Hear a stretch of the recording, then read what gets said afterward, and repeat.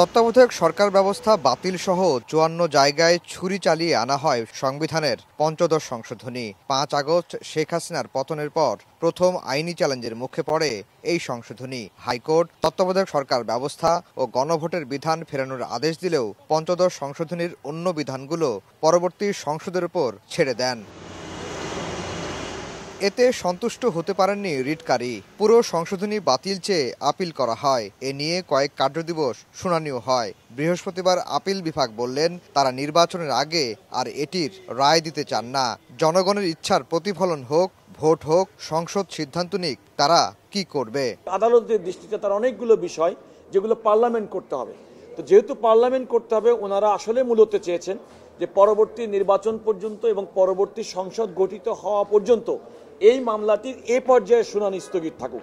Max, দেশের সবচেয়ে শক্তিশালী 52.5 এন গ্রেডের পিসিসি সিমেন্ট। জুলাই সনদ যে অর্ডিন্যান্স, এটা হঠাৎ করে এসেছে, সেই জন্য আদালত মনে করেছে যে আমরা যদি এখন এই মুহূর্তে কোনো সিদ্ধান্ত দেই, সেই ক্ষেত্রে পরবর্তী কোনো কন্ট্রাডিক্ট হয় কিনা, পার্লামেন্ট নির্বাচনের পরে যে পার্লামেন্ট বসবে সেই পার্লামেন্ট কি সিদ্ধান্ত নেয়, এটাও দেখার বিষয় রয়েছে।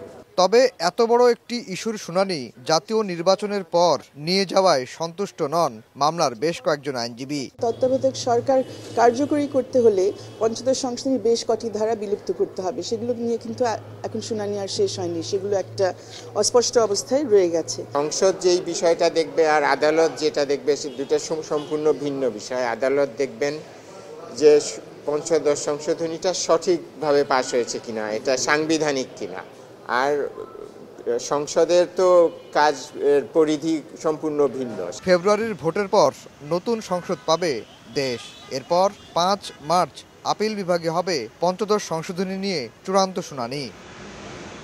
আফজাল হোসেন, সময় সংবাদ, ঢাকা।